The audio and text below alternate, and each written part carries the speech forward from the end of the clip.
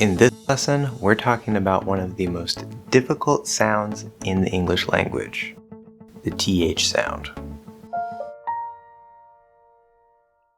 Hi, I'm Josh, your American English guide. Today, we're actually talking about two sounds because the TH sound has a voiced version and a voiceless version.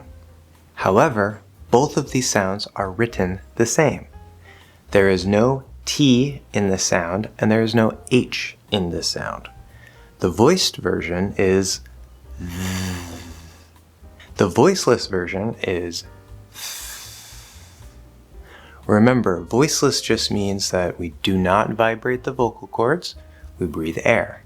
Now, one common problem with these two sounds is that the voiceless TH can sound very, very similar to the F, which is also voiceless. Similarly, the voiced TH can sound very similar to the V sound, which is the voiced version of F. Accidentally using a V sound or an F sound instead of a TH sound is one of the most common mistakes that English learners make. But we'll come back to that. Now, there's actually more than one way to make a TH sound, and it's really more of a range rather than a perfect position. Now, we're going to talk about that, but first we want to establish what is the pure, clear sound that you should be able to make. The placement of the TH sound, as it is supposed to be clearly pronounced, is if you have your front teeth here, top teeth, and then you have the top of your mouth here. You're going to take your tongue and you're going to put it really close to the teeth. Okay, so if this, we'll say this line here, is the bottom of these teeth, you can actually go anywhere inside here. The key to making this sound isn't the exact height of the placement, but it's more the closeness to the teeth. So if you get too close, you will block the sound and you will create more of a dental T or a dental D, which we're going to come back to in a second, but that is not the pure, clear sound. If you move too far back, then you're not going to make the sound at all, right? If I'm back here, it's not close enough for the air to flow between the tongue and the little opening where the teeth are. That's what creates the sound.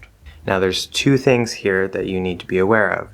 Number one, the easy way, the shortcut easy way, is if you actually stick your tongue between your teeth, like right in here, and make sure you don't close onto your teeth because then you're going to block the air, but you want it to be just very gentle. That's the easy way. Okay, then you don't have to worry about how close or how far you are. And sometimes we as native speakers will do that, but that is usually in cases where we are really emphasizing or exaggerating a TH word. Like if I say, that is a good idea. Now, the problem with that is it doesn't allow you to speak as quickly, right? Because you have to actually stick the teeth through there and then move into the next sound. It seems like a small thing, but it does make a big difference when you're trying to speak more quickly. So if you're going behind the teeth, not between the teeth, what you want to do is it's actually kind of more like this, where the tip of your tongue is actually going to be kind of down a little bit, and the sides of the front of your tongue, not the sides, not there. The tip, and then, okay? So the corners of the tip, those can lightly touch right inside on the corner of your teeth, right in here. And if you do that, if you very gently touch those tips to the corners of your teeth there, but leave this gap. It might be hard to do that with your tongue, but if you can do that, it should produce a perfect, clear TH sound. Now, before we talk about the variation and the dental T or dental D versions of this sound, there's one really big common mistake that you want to avoid if you're trying to produce the clear sound. And that is that you want to make sure this lip does not get too close to those top teeth. Again, this is part of that really big common mistake where an English learner might pronounce an F or a V instead of a TH sound. Because even if your tongue is in the right place, if this lip is too close, for a voiceless TH, we're going to hear more of an F, or it's just not going to be clear if it's an F or a TH. Or if it's voiced, see, it's really not clear. Was that a V? Was that a TH? It sounds probably more like a V. Sometimes the context will make it clear, but it still makes it harder to understand you in general. So make sure, if you have to, hold your lip down with your finger as you practice this sound. After you get used to that, remove your finger and just try to make sure that there's a little muscle holding this lip away, or that your mouth is just a little bit more open so it doesn't get too close, right? And you just have to be aware of that. Now, for the variation and the dental versions of this sound. This is more of an advanced point, and I'm going to make more videos about this later, but this was mentioned in one of my video comments. We do not have a dental T or a dental D. Now, what does that mean? Dental is related to the teeth, okay? So some languages like Spanish, when they do a T sound or a D sound, they actually take the tongue and it will touch the teeth, right? It'll be kind of flat. T, t. And it creates this sort of like really flat T or D sound. Where in English, we do not have a dental T or D. Our T and D go up here, okay? Behind the teeth, not touching, and we'll release there. T, d. So it's a lot more crisp. It's a lot clearer. Because of this, there's something really strange that happens in English with native speakers. You will actually, if you have good enough ears and you listen closely, you will often hear many native English speakers who speak American English. Pretty much any American English speaker will do this, including myself. I'm an English teacher and I do this all the time. Instead of saying the or we will do a dental T, t, or a dental D, d. So instead of saying this, we might say this. Instead of saying think, we might say think. Now be very careful here, because since we don't have a dental D or a dental T, a native speaker will interpret this as a TH sound. But if you try to do a regular English T or D and say dis and tink, in American English at least, that will sound very bad. You will hear this in hip hop, you will hear this from some people. It sounds, and I'm not trying to judge anybody here, but it generally sounds kind of uneducated, and there's nothing really wrong with it, but it can have a negative association depending on who you're talking to. So it's more of like a slang or informal pronunciation if you do a full T or D. There are some dialects, like I believe Irish English and Jamaican English, where that is just how they do the THs. It's just a T or a D, a normal T or D. But this dental T or D, that is a normal variation in American English, where we don't even realize that we're not saying a TH sound. And if you ask a native speaker, apparently most of them will say, No, I am producing a TH sound when they are actually not. So you can see that there's actually a range of what a native speaker will hear as a TH sound. We go all the way from between the teeth to behind the teeth to flat on the teeth with a dental T or D, and the really informal or slang sounding pronunciation of an actual D or T, which I do not recommend.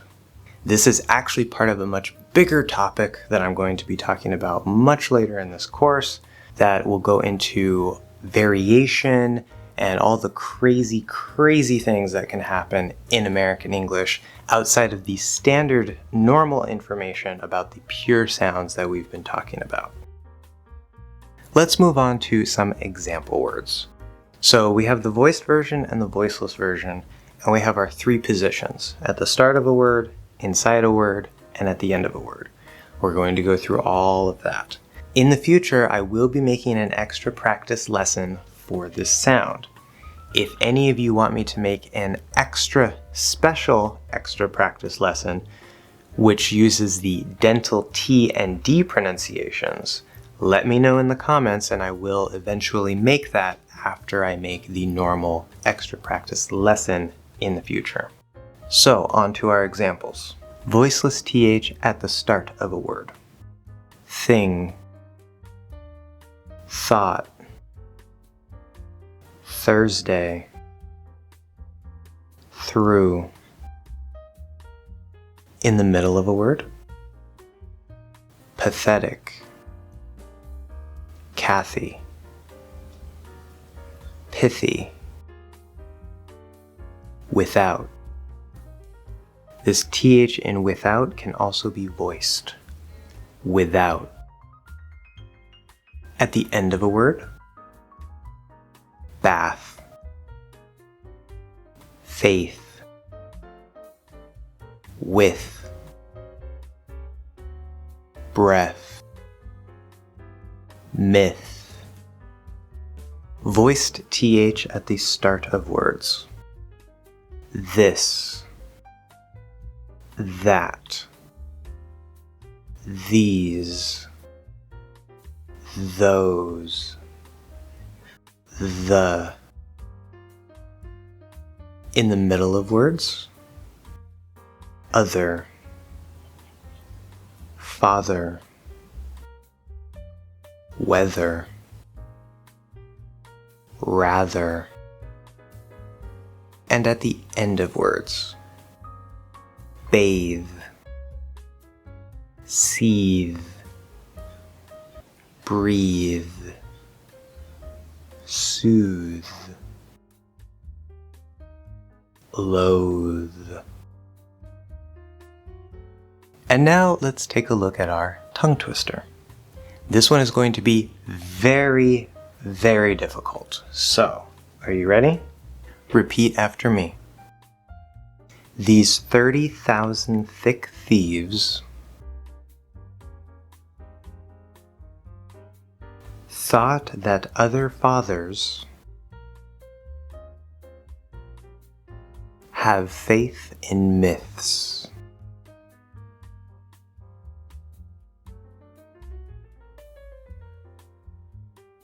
These 30,000 thick thieves thought that other fathers have faith in myths.